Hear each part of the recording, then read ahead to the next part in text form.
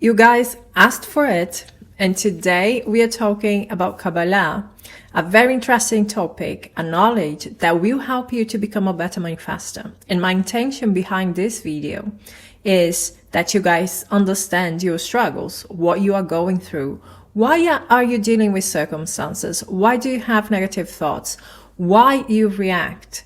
But also it's important to understand that the ultimate goal in life is to resist reaction and transform. I am not an expert in Kabbalah, but I want to share with you 5 important ideas that helped me personally to understand reality, to understand what I was going through, and to elevate my consciousness.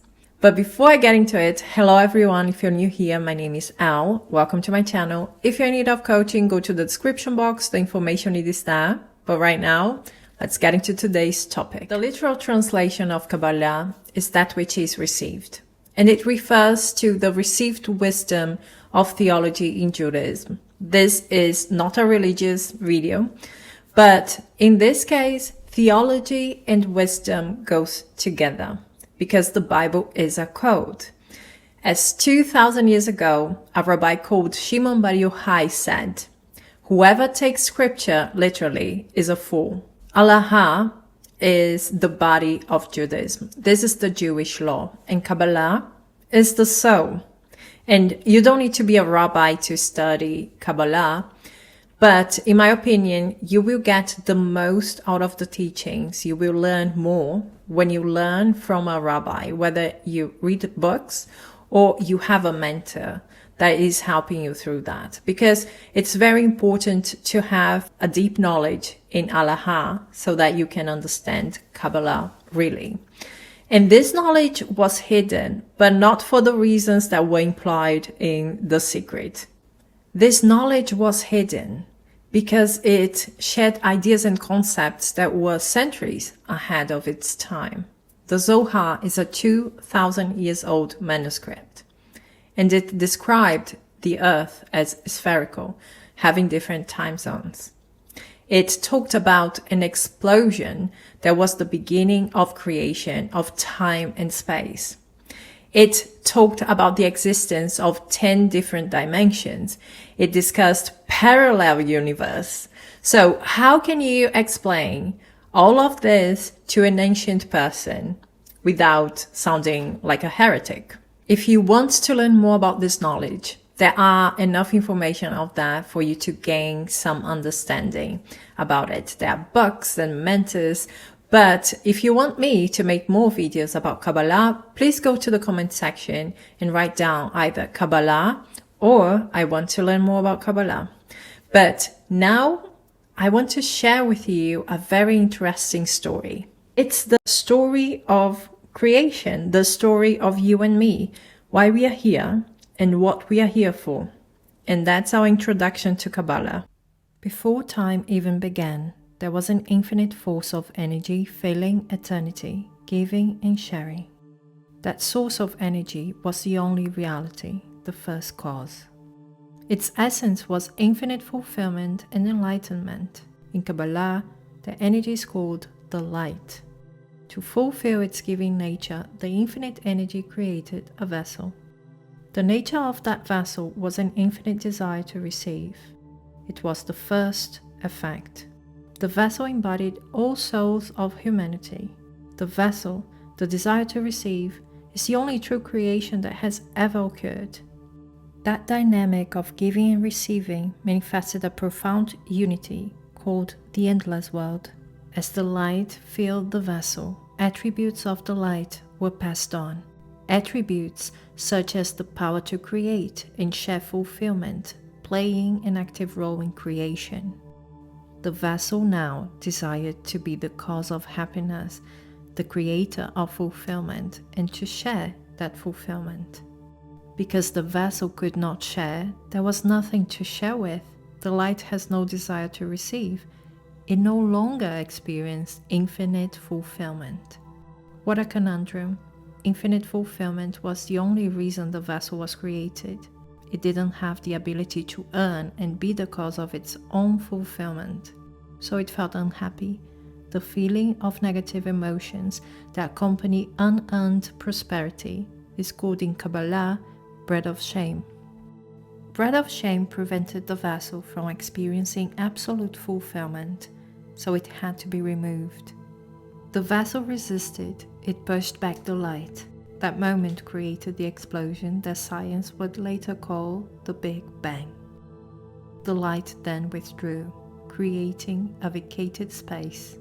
The infinite gave birth to the finite. The light gave the vessel time and space. Our physical universe had been born. A curtain between the vessel and the light was created, dividing reality into two realms.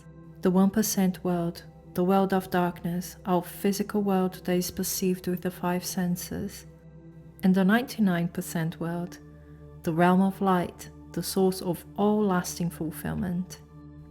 To conceal the light, the endless world was disassembled and transformed into a puzzle. Only by reassembling the puzzle, we become creators of our own fulfillment. That's our deepest desire. The curtain created between the vessel and the light is actually a series of 10 curtains, each one reducing the intensity of the light, transforming light into almost complete darkness. The light, the energy is still here, available to us, just like the sun is still outside even when its light is blocked by blinders. The 10 curtains are called the 10 Sefirot. The brightest realm is called Keter, closer to the endless world. Our physical universe is called Malchut. It's located at the bottom. 6 of the 10 dimensions enfolded into one and are known as the upper world. This is the secret behind the 6 days of creation. The other 4 dimensions are the precursors of our 3-dimensional universe and to the 4th dimension of space and time. Welcome to the superstring theory, explained by wise rabbis 2,000 years ago. And only now humankind is catching up to the mathematics of it. The upper world is the 99%, and that's what we are reaching when we bring lasting positive changes to our lives. Now that you know this story, let me share with you 5 more things that I have learned while studying Kabbalah. One of the things that I learned in Kabbalah is that everything that we desire, we have already experienced it. That's what is the true meaning behind what people say, oh, everything that you want, you already have. That's the true meaning, because desires don't just pop up out of nothing. Desires are memories. And everything that you desire, you will find in that spiritual energy of the 99% realm.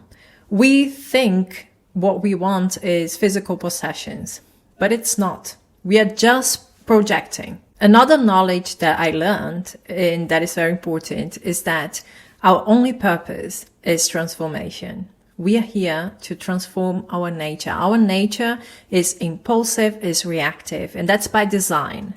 But we are here to transform our consciousness from reactive to proactive. And every time that we react to external situations, we experience our own spiritual Big Bang. We push away the light. Light is the source of all lasting fulfillment. And yet we push away the light because we are not being the cause. We are choosing to be the effect. So we are replaying the same situation that occurred before the creation of time and space. We react, we get some satisfaction because we are following our nature, we are following our instincts. So there is a high, and then there is a low. There is a sense of unfulfillment, of regret, of sadness, of confusion. The solution is to be proactive, and this takes us to our next discussion, and it is to resist the desire to react. It doesn't mean that you have to take everything that comes your way. It doesn't mean that you can never speak up your mind. What it means is that you should not act on temporary emotions. It means that you are not acting on impulse or because you have a sense that you have been wronged and hurt. When you resist a reaction, you have instantly transformed a certain aspect of the self. So you have fulfilled what you're here for. But when you react, then the opponent has won. And that's our next discussion. Yes, there is an opponent, and you should not allow that opponent to win. The opponent is that voice in your head telling you you're not good enough, you're not going to achieve it. In Kabbalah, that opponent has a name, and it's called the Satan. It's not a demon.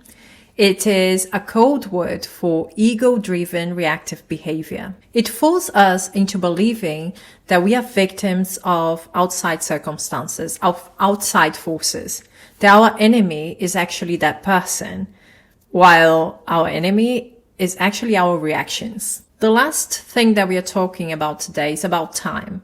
And Kabbalah defines time as the distance between cause and effect, behavior and consequence. Time is an illusion, but our five senses are not allowing us to see it. We are going to dive into time in another video, but I want you guys to understand. Kabbalah says that there is a gap between cause and effect, behavior and consequence, because that gap is there as an opportunity for us to recognize our negative reactive ways and change them and work on them and actually achieve what we are here for, that transformation, that spiritual growth. Okay, guys?